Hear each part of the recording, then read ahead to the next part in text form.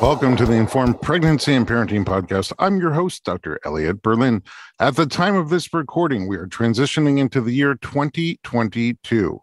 It has been 2 full years since the first reported cases of COVID-19 in the United States. To date, nearly 1 million people have died from or with COVID-19 in the United States alone. At this time, infection rate remains high, even in areas where vaccine rates are high. The newest and heavily mutated variant of the virus has been named after the Greek letter Omicron, and it's spreading like wildfire. At a time when the world could be uniting against a common enemy, us versus the virus, the pandemic seems to be having the opposite effect.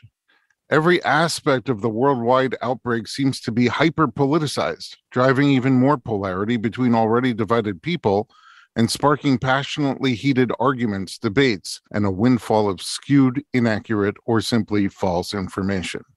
In this episode, we're going to explore the nature of the current coronavirus pandemic and very specifically talk in detail about the vaccine effort, which has been the topic of intense debate, serious friction, and occasional hostility. My guest today is a distinguished pediatrician in the Los Angeles area. After completing his residency at Children's Hospital of Los Angeles, he took a year to serve as senior fellow in pediatric nutrition at Sloan Kettering Institute in New York City. In addition to treating little patients for many, many years, he has written several books and magazine columns and is a sought-after contributor on pediatric wellness. Dr. Jay Gordon, welcome back to the podcast. Thank you, Dr. Berlin. A pleasure to be here. Thank you very much for donating your time to address the COVID vaccine today. In this very hyper-polarized world, we're constantly pushed to choose between 2 false binary choices, or we're labeled into one of 2 false binary categories. You previously appeared on our podcast for a 3-part series on childhood vaccinations called The Facts About the Vax. At the time, you made the case for informed choice when it comes to parents deciding which vaccines to give their children and when. Because you are not a proponent of force-feeding every single vaccine to every child on the Academy's schedule, you were labeled an anti-vaxxer, even though I have a picture of you getting a vaccine before you went to Africa, I think it was. Now, you're an advocate for the COVID vaccine, and because of that, you're looked at as having jumped ship to the extreme vaxxer side. In reality, all of us, including you, have always been somewhere in the middle. In today's discussion, if you don't mind, I'd love to start with defining some of the terminology. So there's a little demystification of the language used. Coronavirus, a coronavirus, C-O-V, is a large family of viruses that cause illness ranging from the common cold to significantly more severe diseases. The novel coronavirus, jump in anytime if I'm off base here. A novel coronavirus is a new strain that hasn't been previously seen in humans. SARS, S-A-R-S, stands for Severe Acute Respiratory Syndrome, initially referred to the coronavirus that was found to be very harmful to humans, first identified in China in 2002, and then spreading around the world, infecting about 8,000 people from 29 different countries and territories, and resulting in about 774 deaths until it was contained in 2004. SARS-CoV-2 is the SARS coronavirus 2, and it stands for Severe Acute Respiratory Syndrome coronavirus 2. It's genetically related to the coronavirus that caused the SARS outbreak between 2002 and 2004, and it's the current virus in our pandemic. COVID-19, COVID stands CO for corona, VI for virus, D for disease, 19 referring to the year in which the outbreak began. And then would love to also talk about the difference between epidemic, pandemic, and endemic. Epidemic is a widespread occurrence of an infectious disease in a localized community at a certain time. Pandemic is when that epidemic spreads across a larger region, generally across several continents or worldwide. And then endemic is sort of what happens after the pandemic. A pandemic can end with infectious diseases being largely contained or completely eradicated, either naturally and or through the use of vaccines, or with the disease becoming constantly maintained at a baseline level in a particular area. So, for example, malaria is said to be endemic to tropical areas. Polio is endemic in a few countries where its spread has not been contained. Finally, the difference between quarantine and isolation. Quarantine is people who are not currently sick, not known to be infected, but may have been exposed to someone who has a communicable disease, and the goal is to isolate them from others to help stop the spread. Isolation happens when a person is infected with a communicable disease and is separated from people who are healthy, also to stop the spread of the infection. I have a million topics I want to talk to you about like how SARS-CoV-2 virus originated, what was happening in the very early days of the epidemic and eventually pandemic, what treatments we found to work or not work, the therapeutics that are now in development, some of which are gaining emergency use approval. I'd love to pick your brain about COVID testing, antigen rapid tests versus PCR, how to keep kids and parents healthy, thoughts on quarantine and isolation, school closures, and more. But this episode is about getting to the heart of the conversation on vaccines, and I'm going to try to stay focused on that topic. Before we get to COVID-19 vaccines specifically, can you start by telling me your thoughts on vaccines in general?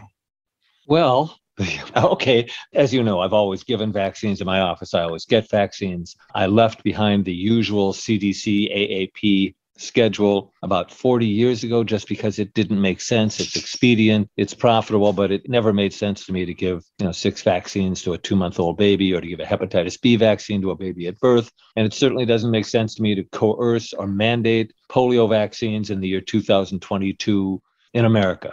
But I still think that vaccines given judiciously do more good than harm. But we've never done it judiciously. We continue to coerce because we always have. And I still feel the same. I mean, right now, I can't write medical exemptions. The new law has forbidden. If you write more than 5 medical exemptions, then you're automatically investigated, and any medical exemptions I've previously written are invalidated. And I don't know how Sacramento is going to count my medical exemptions. But what I would love to do is to write medical exemptions for polio vaccines for everybody and defend it. Everybody. But I can't. I mean, that would be a little bit, it's false bravado. I can't do it. But I still give vaccines. The exemptions in California are based only on medical reasoning, right? Right, not just medical. The progression of the laws over the past 6 or 7 years was to obliterate personal beliefs exemptions. It used to be that you'd walk up to the counter at the kindergarten and sign a piece of paper that said, because of personal beliefs, I'm not going to give my child vaccines or haven't given these vaccines. Then they turned it into a personal beliefs exemption that the doctor that I had to sign, and all pediatricians signed it for some reason, but it led to good discussions. The next law created a situation where there were only medical exemptions, no personal belief exemptions, medical and religious exemptions, but it was completely at my discretion. I would discuss it with the parents, and they would talk to me about adverse reactions in the family or strong family history of autoimmune phenomena, which I thought was reason to, at the very least, decline vaccines initially, give them on a different schedule. But as of January 2021, medical exemptions are only issued by a committee in Sacramento. And they are adhering strictly to CDC criteria, which are very rigid. If you have a seizure after a vaccine, you don't have to get that vaccine, but you still get other vaccines. If your 2 older brothers had terrible reactions to vaccines, that has nothing to do with the next baby. So the science is really lacking, but there's nothing that I can do about it. And there are still doctors who are telling patients you can get medical exemptions. I think there are doctors who, for all I know, are bending the rules. But anyway, we have a bad law right now. And what my office does, and what we've always done, and the only thing we can continue to do, is to be flexible and to give vaccines, 1 at a time or 2 at a time, to wait until a child is somewhat older. But California, like a few other states, has become a no shots, no school state.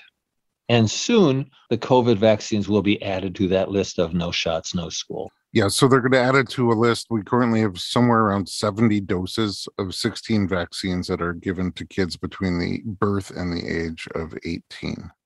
And we're just adding to that. You don't have them, you can't go to school. All right, let's get a little bit more into the COVID vaccine. Vaccinations are supposed to give you some kind of immunity to a virus. How does it work? Well, when the immune system is challenged, whether it's challenged by strep or by coronavirus 19 or by influenza virus, the immune system responds. It produces antibodies, initially immunoglobulin M over a few days, and then immunoglobulin G, which is a longer lasting set of antibodies.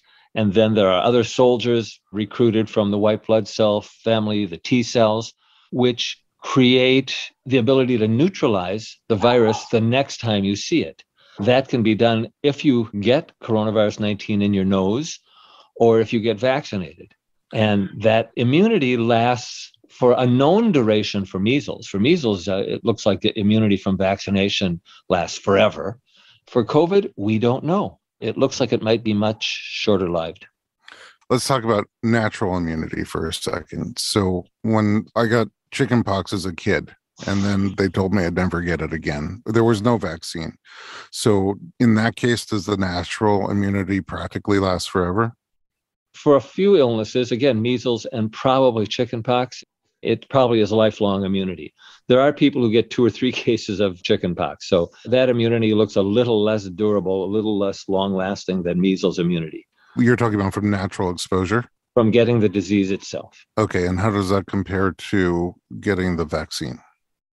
Well, measles vaccine looks like it creates this extraordinarily long-lived immunity. Almost nobody gets a second case of measles. On the other hand, in America, almost nobody gets measles, which is another thing that I've always asked parents to consider and experts to consider. The fact that we now have a situation in America where measles doesn't pose a large problem to American children. Now, my least favorite of the conventional vaccines is the measles, mumps, rubella vaccine for a few reasons. Firstly, combining those 3 viruses into one shot, again, was expedient. And the immune system chooses. It doesn't form equal levels of protection against measles, mumps, and rubella. And when I do blood tests for kids on the way to college so that they can skip the second MMR, probably half of them have no mumps immunity because we shouldn't have combined it. And then there's a larger question. Do you really have to get an MMR? Well, if everybody took that attitude, we would have larger measles outbreaks. No question. We already have mumps outbreaks because of the ineffectiveness when we combine the MMR. But all of these things should be discussed rather than mandated. I mean, if you have the facts, you can present it to parents, and the vast majority of parents choose to get virtually all vaccines. When you mandate, you get a whole different kind of pushback. And you polarize like crazy. Yes, in an already polarized world. Another triple is the DTaP or Tdap. Mm-hmm. And I don't know the occurrence rate of diphtheria. I've never met anybody who had it. Well, I saw somebody in the emergency room at Children's Hospital about 42 years ago who had diphtheria. It was one of the boat people. I must have missed it because I was 5. Okay, so the DTaP or the Tdap, it's got diphtheria, tetanus, and pertussis. Pertussis is a disease you can get. It's not common, but it would be much more common if we didn't have vaccination. Tetanus is an extremely rare disease in America. I think we average about 30 or 40 cases a year.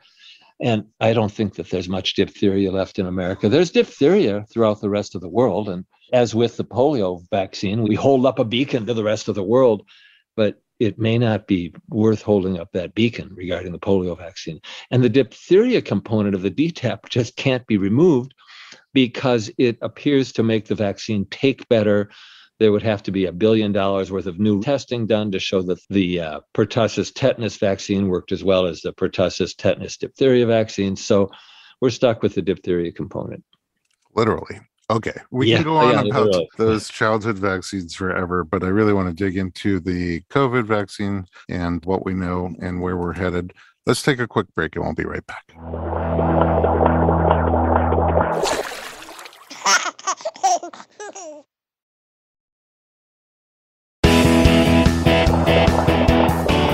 Welcome back to the Informed Pregnancy Podcast. We're talking to Dr. Jay Gordon. Okay. We talked about natural immunity versus vaccine immunity. With the vaccines, we have a new choice here to make with the coronavirus. It's mRNA versus the Johnson & Johnson vaccine. What's the difference between them? Oh, okay. The conventional way of making vaccines was either to take a small fragment of inactivated virus or to synthesize a fragment of the virus and attach it to a carrier and inject it. And that produced immunity. You know, the polio vaccine, the term live virus vaccine is inaccurate. A virus is never alive. A virus is a piece of code. The conventional way of vaccinating is to take a small amount of the virus or bacteria and inject it and let the immune system be fooled, producing antibodies and then producing T cells also. That's, again, conventional. The mRNA technology, which is about 30 years old, takes a different course completely. Messenger RNA is what DNA sends out into the periphery of the cell to tell the muscle cell to make more muscle cells. Or the messenger RNA in the hair cells tells the hair cells to make more hair cells. What was discovered, again, some 25, 30 years ago, was that perhaps we could change the messenger RNA. And instead of having the muscle cells produce more muscle cells, we could convince it to produce anti-tumor cells. Or of all things, perhaps it could produce fragments of a virus fooling the immune system.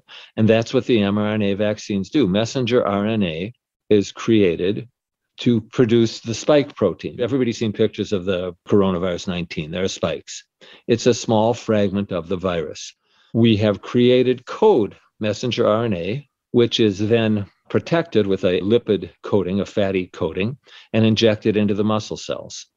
It gets into the muscle cells, and it goes to the protein-making machinery, and it teaches that machinery to produce spike protein. And the spike protein is read by the immune system, and it produces antibodies against the spike protein, which you really don't need because it's fake. It's a vaccine. But those antibody-producing cells then become memory cells, memory B cells. And the T cells produced also retain memory. And the next time that you are challenged by coronavirus 19 or by the second vaccine or the third vaccine, those memory cells remember quickly and produce antibodies which neutralize coronavirus 19. When you acquire natural infection, when you get coronavirus 19 in your nose, and everybody will, you could have had 2 or 3 or 4 vaccines like I've had, and the virus still gets into your nose. And the immune system, the so-called naive immune system with no prior immunity, no vaccines, no prior illness, can take 5 to 10 days to create antibodies, which is a heck of a long time if you're 80 years old with COVID. The vaccine creates a response which might be 10 minutes or it might be a day. So an infection occurs in your nose. Again, my nose with my vaccines looks the same as a nose without vaccines. The virus gets into your nose, creating an infection. That infection will then proceed to disease in your body.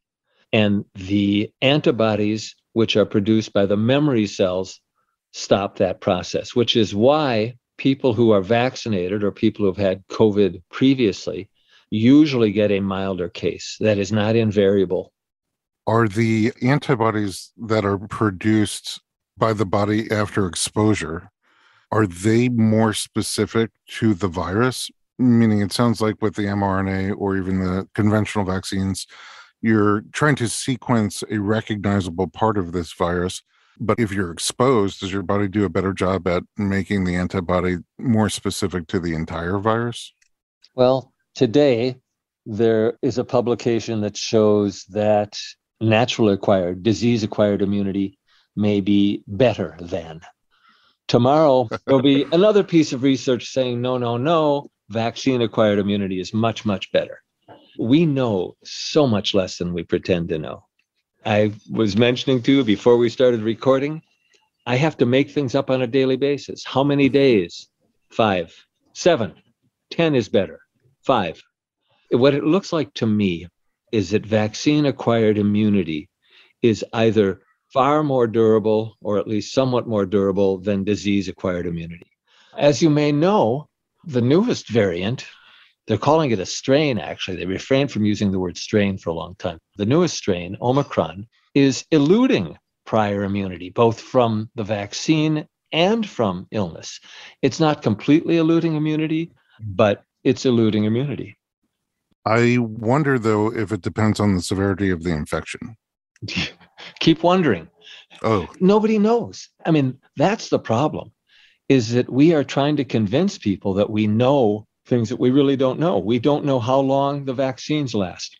We don't know how long immunity lasts from the illness. We don't know if a mild case, I read a clever little post somewhere online. It said, when the public hears a mild case of COVID, they think about hot chocolate and 3 days off from work. When a doctor hears about a mild case of COVID, they think, oh, good, we won't have to use a ventilator. Oh. And maybe that mild case of COVID only causes a mild case of long COVID or a mild case of cardiac damage. We don't know. I was a participant in phase 3 research. Okay. When a vaccine or any other medication is invented, It is tested preclinically, unfortunately, on non-human primates, on monkeys. I have to put that aside because I'm an animal rights advocate, but I know that it's done. So the preclinical phase, we inject the monkeys with the vaccine candidate, and we see if they produce antibodies and whether or not they die. It worked.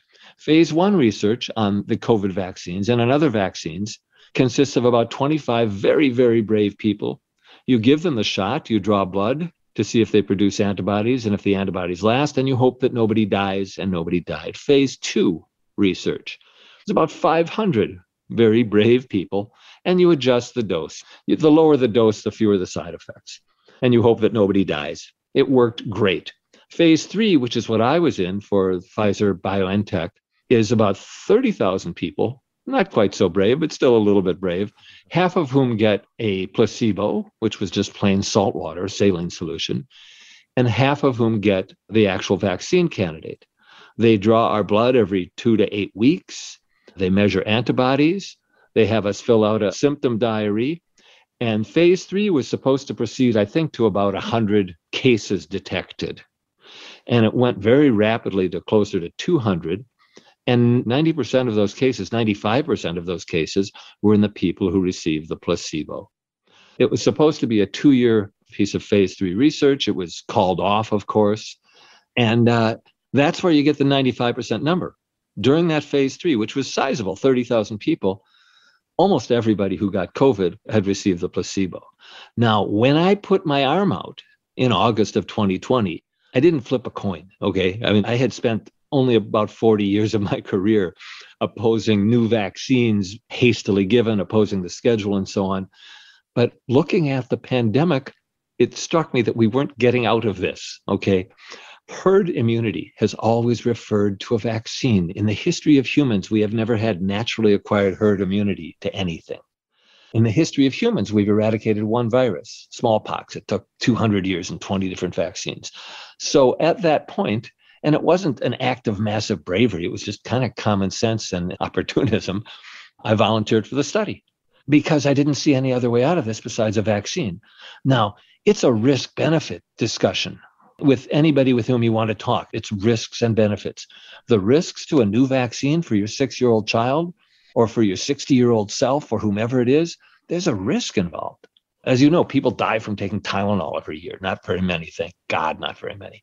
But it's a risk-benefit analysis. And anybody who tells you that this vaccine is completely safe and risk-free is lying to you. But I continue to feel that the only way out of this is to vaccinate our way out of it. And I recommend the vaccine for anybody who's eligible. The problem that I've seen, and I've just seen it the past couple of weeks, is that there are some people who shouldn't get vaccines. They have some genetic issue or prior vaccine history, which strongly suggests that they may have real problems with any vaccine in the future. And it is they who depended on herd immunity to whooping cough or to polio or to measles, and they still rely on it. It's not a very large number of people, but they're out there. And the trouble is that we've really muddied the waters, and it's hard to sort through and figure out who those people are. But it was kind of striking, and it's just been the past couple of weeks that I realized, I'm recommending the shot for every eligible 6-year-old kid or 16-year-old kid or 60-year-old adult, but got to probably tamp it down a little bit and look a little bit harder. Now, I don't really want to talk to anybody who believes that they're chopped up worms or that there's a chip in there or that this is a plot. It's not. But I certainly respect people who want to discuss whether or not their prior reactions to vaccines make them less likely to have a good reaction to this vaccine. If I had to pick a number, picking it right straight out of my ear, I would say 99% of people can safely get the mRNA vaccines. Johnson & Johnson vaccine had some problems, but I don't really believe that it's a dangerous vaccine. It's certainly a much less effective vaccine. The Novavax vaccine, the mRNA vaccines program the cells to produce spike, and the immune system reads the spike. In essence, the Novavax vaccine has the spike. It has that protein in there. It kind of skips a step. The immune system reads that spike and produces antibodies. It's a much more conventional vaccine. A reasonable argument against the mRNA vaccines is how much spike is produced. How much spike is exactly the right amount and how much is too much? Could spike protein cause inflammation of cardiac muscle? The myocarditis discussion was always a little bit bogus to begin with. Myocarditis is extremely rare with the vaccine. If we could anticipate a world without COVID come May 2022, June, no COVID, it went away, it was great, we won. I would say, wait, I don't want to produce all that spike. And if you've got the lifestyle that allows you to stay isolated and you're not a high-risk 75-year-old person, okay, I respect your right to wait and to keep yourself isolated. Damn it, stay isolated. But we're not going to have a world without COVID. It's going to be the fifth coronavirus of winter. Okay, we have coronavirus HKU1, coronavirus OC43, coronavirus, I forgot the other two names. Those coronaviruses produce 30% of the colds and coughs that kids get. We're now going to have coronavirus 19, which slides right in there, creating colds and coughs for the rest of our lives. If you are a very vulnerable person, influenza or maybe even coronavirus HKU1 can cause damage. So in a world where coronavirus will always be with us, I think that we have to do our best to protect vulnerable people by vaccinating as many people as possible. But like I said, I don't like mandates. We'll get into that in just a second. You sparked so many questions. First of all, in your phase 3 clinical trial, yes, did you ever find out if you were placebo or a vaccine recipient? Oh, I sure did. I got my first shot on a Saturday at noon, and I had no reaction at all. And one of my friends who was at a different facility had 102 fever after her first shot. And I thought, oh, damn it. I got the placebo after all that trouble. You got some saline. And I went back 3 weeks later. And I said to the guy, I said, if it weren't unethical, I might have skipped this trip out to Burbank in 102-degree weather. And he said, I'm glad you came. And I said, what do you mean you're glad I came? He said, nothing. I'm glad you came. I got the shot Saturday at noon, the second shot. And on Sunday, I had like 102 fever and I couldn't lift my arm. And I was dancing around the house and my wife thought I was crazy. I said, I got the shot. So in the end, both times you got it? Yeah, both times. You didn't get one and then the other. I mean, I just didn't have a reaction. Right, to the first one, as many people seem to not. Yep. And then 6 months after that, Pfizer and probably Moderna offered a third vaccine. I got it. Instead, I just got it from a local place. That was March of 2021. 9 months later, based on just a tiny bit of science and a feeling, I got my fourth vaccine 2 weeks ago on a Tuesday. And I had no reaction to either the third or the fourth vaccine. So are you getting a full dose each time, or is there a booster dose? The first three vaccines were Pfizer because I wanted my vaccine on a particular day. The local pharmacy only had Moderna. I said, sure, I'll take the Moderna because it looks like there may be some benefit to mixing and matching, as it's called. I had no reaction. The Moderna booster, I believe, is half of the original. The Pfizer, I believe, is the full dose. Okay. I was going to ask you about mixing and matching. It sort of feels like one of those, my first chemistry kit that you do at home. How much research could there be on people who got two of these in one of those, or two of those in one of these, or mix it with the J&J? So little research. And the science behind getting the fourth one as a Moderna, we just don't have it. I mean, Saturday Night Live did a little piece on it where they just said, we are now in the winging it phase of the pandemic. It's kind of like, I don't know, what do you think? One of my funniest moments listening to the radio, because all the radio stations have experts on for an hour every morning. And I was listening to one of the local NPR stations, and they had Dr. Schreiber, who's the head of infectious disease somewhere. And she was giving great answers. Somebody called in and said, I just finished a short course of steroids, which may have been poison oak or asthma, I don't know. And she asked Dr. Schreiber, the head of whatever it is everywhere, she said, I think I should wait a couple weeks before getting my COVID vaccine. And Dr. Schreiber said, that sounds like a good idea. And I thought, what? I asked you. I didn't ask you to validate that I got a good idea. I mean, by the way, that was a good answer. If you're somewhat immunosuppressed by steroids, wait till you get your vaccine. But that's where we are. It's kind of like, I don't know, what do you think? Seems logical. We've progressed a little bit in knowledge about some things, but let me tell you that scientists are making things up every day. And the CDC is still politicized and makes a lot of decisions based on economics. I mean, the recommendation of shortening the quarantine to 5 days and isolation to 5 days without any testing at the end of it was not motivated by science. And most responsible scientists, whether you're talking about Twitter or on the news, went crazy. They said, this is ridiculous. But it's expedient. It's going to get people back to school and back to work sooner. It's going to cause a lot more cases of COVID, but somewhere somebody decided that was worth it. We're not going to have a lockdown, but we're going to run out of people to run restaurants and to run hospitals. We've already lost 20% of healthcare providers during the pandemic. They quit or died. Yeah. And, there are a lot of sick doctors and nurses and chiropractors right now, too. Yeah. And then there's other people who are either burnt out or companies are just shutting down because of overall employee shortage to begin with. And this certainly doesn't help. Two other things that you mentioned that sparked a question for me. Number one is, how did we get rid of the original SARS in 2002 to 2004? It's a great question.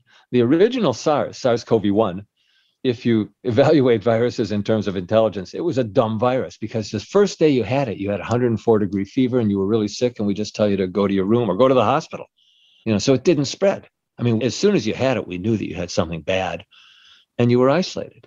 SARS-CoV-2, if you admire viruses, is a great virus. As you know, you can walk around for 10 days, contagious as can be, with no symptoms, no fever, nothing. At a certain phase, and I don't know if we're in the same phase, I think we're in the same phase, about 50% of transmission is coming from people who aren't sick. They don't look sick. So it's a great virus. But then also pre-vaccines, we also had infectious disease. How did we get through it before we had vaccines? We didn't. There's some good evidence that the first time you get certain viruses, you not only can get an upper respiratory infection, nose, throat, sinuses, but there's a chance with coronavirus HKU1 of getting pneumonia. Not a big chance. But it appears that the subsequent exposures to coronavirus HKU1, you mostly get a bad cold. So either the virus is changing sufficiently or our immune system is changing sufficiently so that continued exposures to these viruses are relatively harmless. Unless you're, again, a vulnerable 80 or 90-year-old person, in which case you can die from the flu. But we still have the flu every year. That could lead to the argument, maybe we should just let her rip. I actually talked to a doctor a month or two ago who said, we should just let her rip. I come back to March 2020, where everybody very cleverly said we had to flatten the curve, and you sounded like you were informed. What does flatten the curve mean? Mm-hmm. It means not filling up the emergency rooms this week. Instead, let's see if everybody's going to get COVID. Okay, to speak to your point, everybody is going to get coronavirus 19 in their noses and get COVID. If you have prior immunity, you're probably going to get a mild disease. If you don't have prior immunity, you have, whatever the number is, a 10 times greater chance of ending up with serious illness, hospitalization, death, 10 times or so. So we'll get through it one way or another. But the other problem is that the longer that this virus is allowed to live in India, Pakistan, or Rwanda, the more likely it is to mutate into variants or mutate into strains that are worse or more contagious or more deadly. And again, Omicron is either a milder virus or appears milder because so many people have prior immunity. Not quite sure which. Hard to tell, right? But it seems like people who have no previous immunity are also not getting severe acute respiratory syndrome in large numbers. While we've been talking, I've gotten 3 texts from people with new cases. Yeah, three. Boop, there's 4. Okay, hang on one second. Let's take a little break and come back for one more segment. We'll be right back.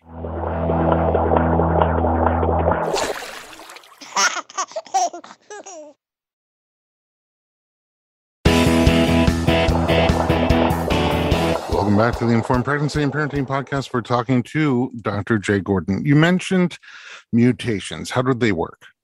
Every time that a virus replicates, it changes a little bit. I believe that coronavirus 19 has 30,000 base pairs. Almost every mutation is not to the virus's advantage. So that variant, that strain just goes away. If, however, as happened with Delta, the variation made the virus somewhat more sticky in its attachment to the cell, that variant is going to win. At the beginning of July 2021, there were these ominous announcements saying that by the end of July, 90% of COVID is going to be Delta variant, which is kind of like saying, if you watch the Olympics, isn't it surprising that the fastest runners always win the race? It was not surprising. Delta was not some strange variation. It was just more fit. That's the technical term, is fitness. And I've told people over and over again, it looks like Delta is about the best that coronavirus can do. Of course, I was just so wrong. There were, 3 or 4 different mutations in Delta, and there are almost 50 mutations in Omicron. And the theory there, the thought is that in a person with a very compromised immune system, possibly somebody who has AIDS, and coronavirus 19 just lived with them for a month or 6 months and mutated and just got better and better at eluding immune system defenses and then got out. And that's Omicron, is a variant rather, with the ability to elude an awful lot of our immune defenses. And who knows what's coming? Yes. Also, then clearly didn't take that person out, meaning if they were able to live for that period of time, then they couldn't fight it off, but they also didn't die. They didn't die from it. Scientific speculation, but speculation nonetheless. And now we're hoping that Omicron is the best or the worst that coronavirus 19 can do. Because Omicron's spreading like wildfire. I think yesterday New York State had 85,000 new cases reported. That doesn't include all the ones that aren't reported. If it is indeed milder, even for people unvaxxed, then are we creating more immunity in the herd? Yes. Oh, yes. This could be part of our way out of it. We don't know that for sure. For all we know, Omicron creates immunity that lasts 3.5 weeks. Right. Or maybe Omicron creates immunity that lasts for years. Like I said, we don't know. We have so much science and technology that we kind of want answers yesterday. Yep. But really, if you look at the timeline, we have an incredible amount of progress in a very short period of time scientifically. But, everybody wants answers we don't have. Yeah. And so what I'm telling people is maintain the same level of caution that you maintained a year and a half ago. Be very, very cautious. Okay. There was a time in June of 2021 where it looked really good. It looked like we were on our way out of it, and they removed all the mask mandates. 50% for like 2 weeks. 50% of people were vaccinated and 100% of people took their masks off, and we ended up with a Delta disaster. And right now, it's very possible that Omicron will stay mild, that almost everybody who gets Omicron ends up with mild disease and a real boost in immunity. But the gigantic unknown involves, firstly, long COVID. I mean, you and I probably both know people who 6 weeks or 6 or 12 months later are still very adversely affected by COVID with brain fog or with decreased energy. So there's long COVID to think about, and then other mysteries. For all we know, and this is anti-vaccine speculation, but it's what if the vaccine 3 years from now creates gigantic problems and that every child who got it ends up with decreased hearing? That's not going to happen. If I thought that were a realistic possibility, I wouldn't recommend the vaccine. But the same thing could be true of mild Omicron COVID. Maybe every single person who got a mild case ends up with a small amount of cardiac damage. So the smartest thing to do is decide how much risk you want to take. If you decided, whatever, I'm just going to live my life, and if I get Omicron, I get it. Okay.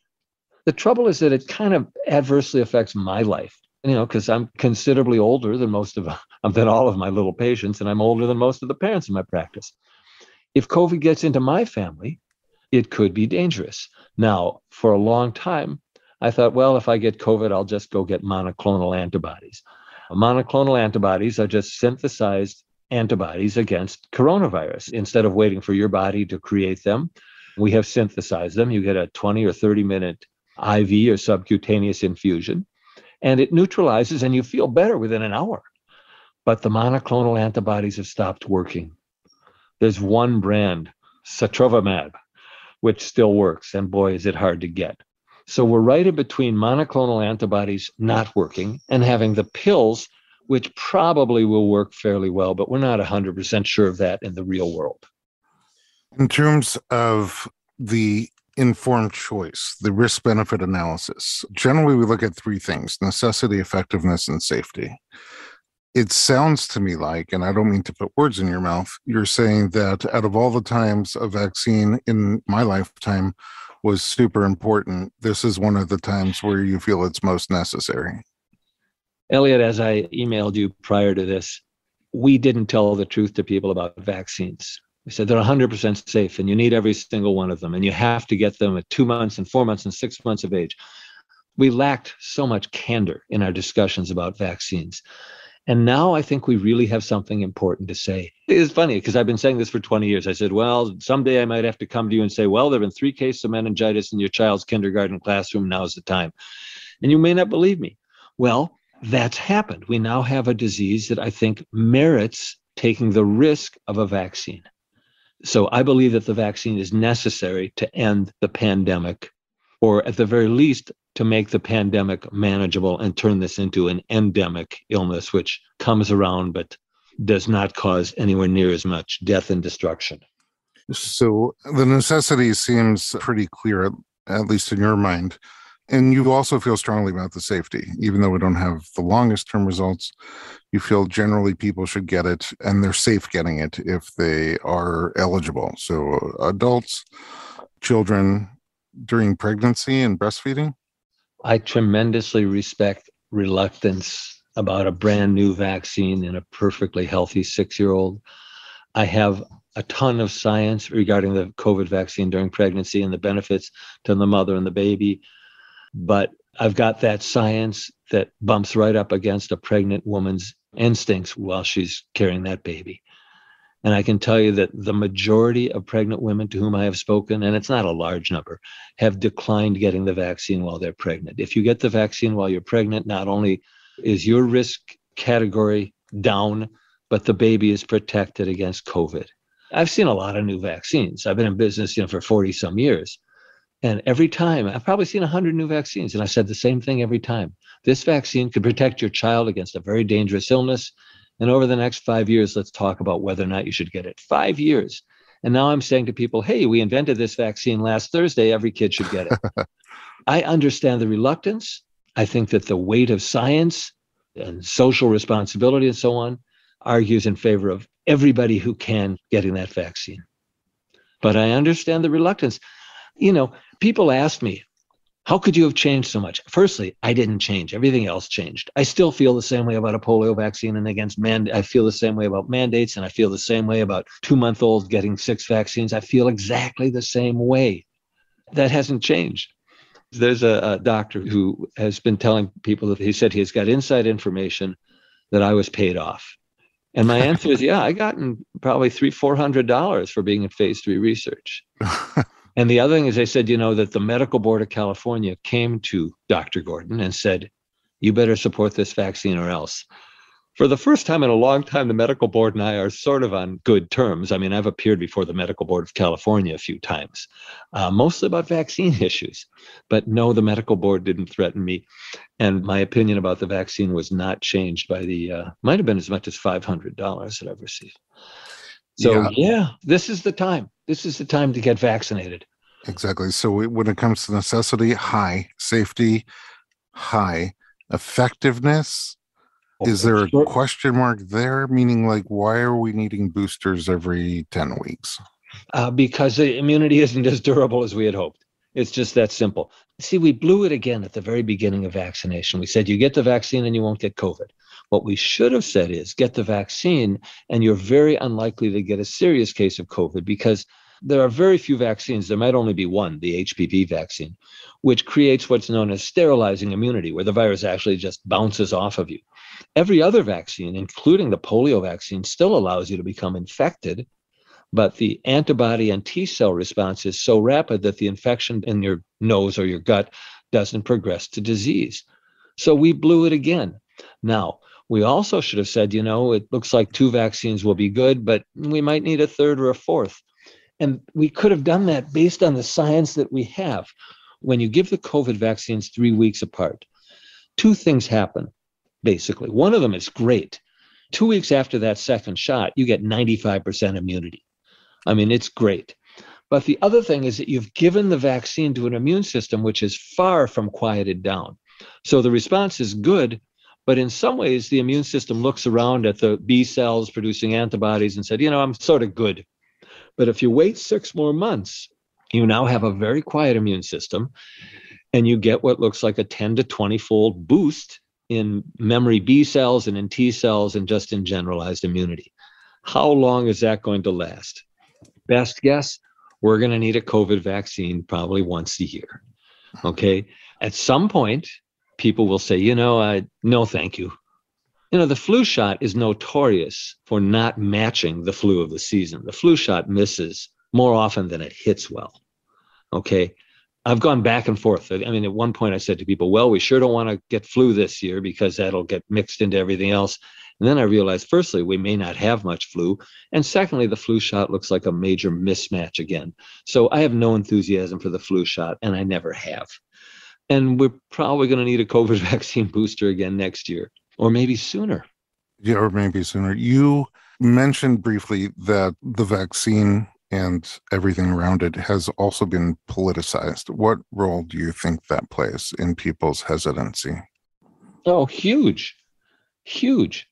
It started with our former president who said, we don't want to let experts determine what's going on. Jeez. So suddenly wearing a mask became a sign of being weak. Regarding COVID as a serious problem became a sign of being weak. The only reason, or the main reason that Trump survived, was that he immediately got everything from remdesivir to monoclonal antibodies to just full court press in the hospital. We've had some fairly high profile deaths of politicians, but yeah, it's gotten politicized. How do you politicize masks?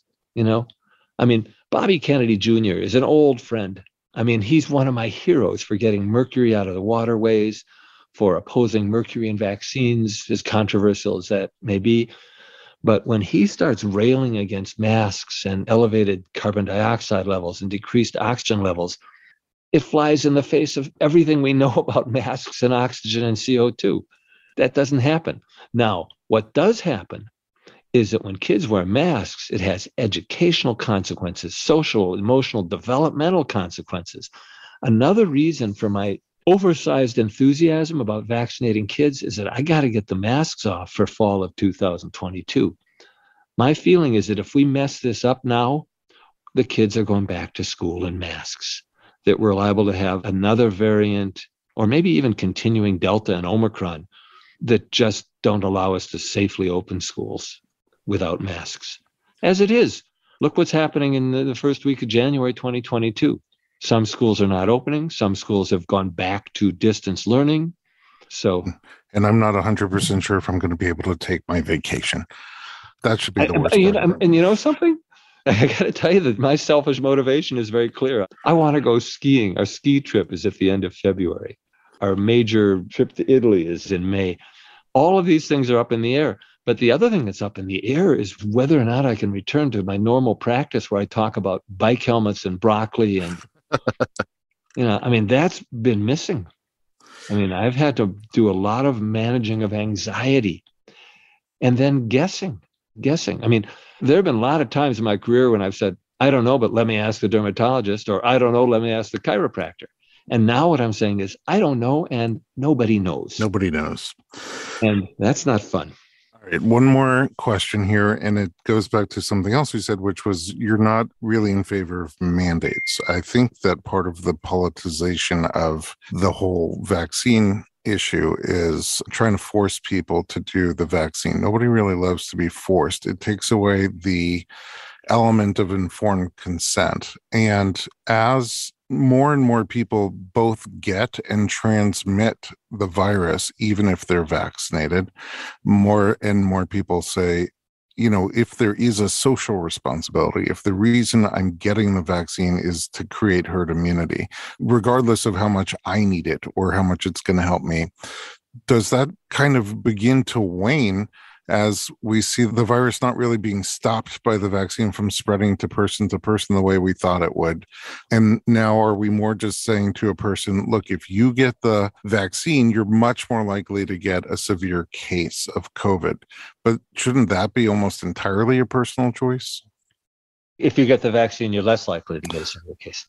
Yeah. So, we went from saying everybody's got to get the vaccine or we're not going to get herd immunity. We're not going to get out of this thing. Now the message is to people who are unvaccinated seems to have changed to, yeah, you might still get the virus. You might still spread the virus, even if you don't have any symptoms, even if you've been vaccinated. But if you get COVID, you're most likely going to have a non-severe case if you've been adequately vaccinated. Whereas if you haven't, you have a much higher chance of getting a severe case. If that's true, does it take away some of the pressure on people to get the vaccine in order to help others? Meaning, if they still can be contagious with the vaccine, does it take away that social element and make it more of a personal choice? I think both of them are still in play because we don't know the consequences of a mild case of COVID. We seem to know the consequences of not slowing the spread, which would be, again, businesses closing, schools not opening. So I think both of them are in play. And again, for years, decades, what I've said to people at the 2-month checkup is your child is due for these 6 vaccines. And my personal strong feeling is that it's not in his best interest to get these 6 vaccines today. The discussion of public health, let's schedule another hour to discuss public health. Right now, we're just going to be talking about your child's health. As the child got older, went to kindergarten, I'd say, the issue of public health comes into play a little bit. I'm still completely focused for this 1 hour on your child's health. Is it in his best interest to get all of the kindergarten vaccines at once? I don't think it is. Is it in the best interest of public health for him to get all those vaccines? It might be, but that's not what our hour is set for. Right now, we're talking about just his health. With COVID, the calculation shifts, and I think that both personal considerations and public health considerations are huge right now. And if I had to talk about just one thing, it wouldn't be protecting your grandmother or even protecting your good old doctor. It would be trying to get your kids back to normal life. Right now, things are so abnormal.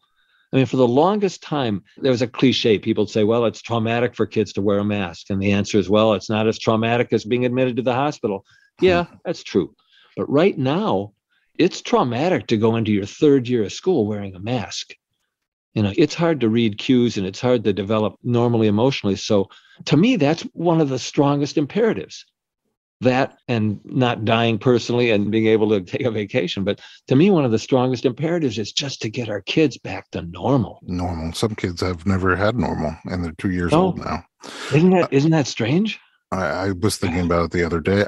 If I'm hearing you right, you still feel like there's strong benefit to individuals in getting vaccine with very little risk.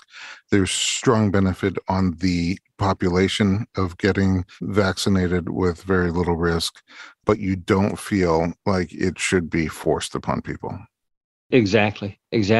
But, somebody said to me, you've got a 6-year-old who is going to 1st grade, and there are 2 classes. They've decided to make it. One class is made up of only vaccinated kids, and the other class is only kids who are unvaccinated. To which one do you want to send your 1st grader? Yeah, I'm going with the vaccinated kids. Thanks. And by the way, when you say very little risk, it's all relative. And again, we can't calculate it now.